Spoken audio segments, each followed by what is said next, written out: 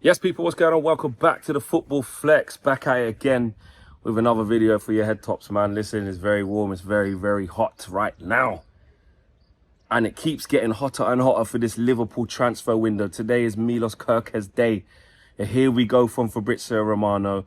Basically a fee agreed, deal agreed, lower than the 45 million asking price from Bournemouth, from David Ornstein. He's confirmed as well. Everyone's confirmed. And also to add to the fray, these guys are about to ship out Jarell Quansah for the best part of 40 million euros, right? To Bayern Leverkusen. And who are they interested in bringing in? Mark Guehi. Mark Guehi. For a cut price deal as well. Because let's be honest, Mark Guehi, Newcastle were trying to get him with 4 bids last summer. 4 bids. And Crystal Palace were looking in excess of £65 million towards £70 million. And Newcastle didn't get there and they bid 4 times for this guy. Now, I believe, I'm not sure about this, I believe Mark Guehi might only have a year left. Even if he doesn't, it's another year off of what last year's price was. So the price is going to come down. And Liverpool, again, continuing to make moves. In other news, Arsenal as well. Zubimendi is in London as well for talks. Well, not even talks, just to finalise his move to North London, to the Emirates Stadium. But if I'm being honest, guys, obviously I'm giving transfer updates throughout this early part of the window here on the Football Flex, for all the teams. But I feel like I'm talking about Liverpool all the time. It's getting boring. It's getting silly now. It's getting silly. I keep talking about statements. I keep talking about the things that they want to do. I keep talking about how they're moving. But it's like I've run out of words. To get rid of Jarell Quansah, I say get rid of. This is a good young centre back, actually. To be fair, he's got a bit of work to do, but I know he's not really going to get the game time behind Konate, so I understand it. But he's a good third option to have alongside Joe Gomez. Obviously had his injury problems as well. He might get moved on. But Jarell Quansah is a decent, competent, young, aspiring centre back. I really like him. And for Liverpool to be able to cash in on him for the best part of 40 million euros, which is a decent fee, what's that, probably about 35 million pounds? I don't want to get you Liverpool fans upset in your feelings or angry because you're not going to say, oh, the money to this, to that. I'm just going off what the reports have been, yeah? It could be more, it could be less, but it looks like around that ballpark figure.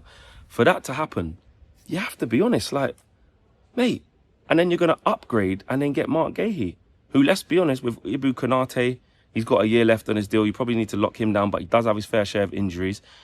You put Guehi next to flipping Van Dijk, you're laughing. You're laughing, mate. So again, Liverpool just continuing to just take the piss, really. Let's be honest, man. This is getting long now, Liverpool fans. I'll be at the beginning, yeah, I get it. I get it, man. You lot are here to stay. You lot are here to reign supreme. You lot are here to dominate English football for the foreseeable years, and you're going aggressive to do that. But you don't need to do this to us. And I say us. I'm not talking about anything to do with Man United, because you lot, says a United fan, we're not in the same league. I'm talking about us as neutral football fans. Yeah, I'm talking about that. You don't have to do this. Kerkez on his way in, confirmed, done. Frimpong in, done. Florian Wirtz, medical, completed. Mark Guehi. And also and it's an upgrade on Jarell Quansah as well. Yes, he's a couple of years older than him, but that is a big upgrade for Arne Slot. That is a big upgrade for Liverpool. So again, and what you've done well is you've let Newcastle come in with their cute bids last year. And like I said, Crystal Palace, Steve Parish and them, man, looking for big P's for Mark Guehi. Mark Guehi's top professional, top pro, not going to agitate for a move, not going to act up, stay professional, remain doing what he's doing. And then now look what he's gone on. Now he's had a solid season at Palace. Palace have won their first trophy in their history. You know, he was an absolute warrior in the final. His eyes was swollen. He couldn't even complete the game. And then you're looking at it like, well, at the end of the day, he's now going to be going to Liverpool. Or, well, he's on the list. He's on the list. Even the fact that he's on the list. Are you not leaving anyone on the list for everyone else? Any chance of anyone else being able to pick up some quality? Or is it just you lot? I'm asking for a friend. But now, man, the way you lot are carrying on, the way Liverpool are moving is just, it has to be commended. And I can't even really be I don't even really listen neutral, yeah. But every day it's like Liverpool, Liverpool, Liverpool. I'm not even really trying to talk about them, but they're the ones making the most power moves. Let's be real. Let's be real. Nothing to talk about at Spurs. All right, Thomas Frank's gone there. Man United, we've got Cunha through the door, but in Brumo, we're trying to get that. That's a United view thing. Arsenal, we've known about that Zubimendi thing for time. They're toying between Sesko and Gyökeres, so I've been, doing updates on that. Aston Villa, not Guan.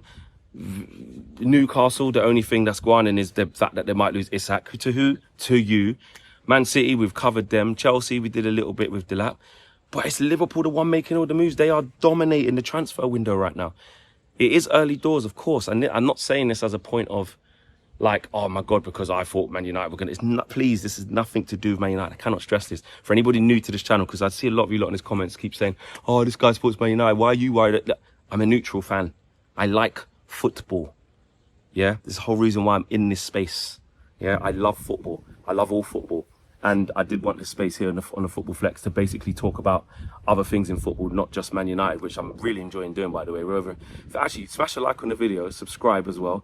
Shout out all the subscribers, because we're over 15K already. We're on our way to 16K, so road to 25K, I would say. You know what I mean? Quarter of the way to 100, why not? That's the next milestone, 25K, then 50, etc., etc. But yeah, back to my point. This is just from a neutral perspective. I'm just keeping it real. I'm just being honest. That's all I could be. That's all I could be is honest. I said to myself, when I do this channel, I'm not just going to do the trial. Obviously, when the season kicks off and people start losing games and memes start happening and players get twist up or someone got exposed, and that's different. But right now, you have to just call it as it is. Well, I'm calling it as it is the whole time. But there's a time for trolling and there's a time for just looking at the business being done. And the problem that we've got, I say we, everybody apart from Liverpool fans, is that Liverpool are cleaning the F up. They are, man.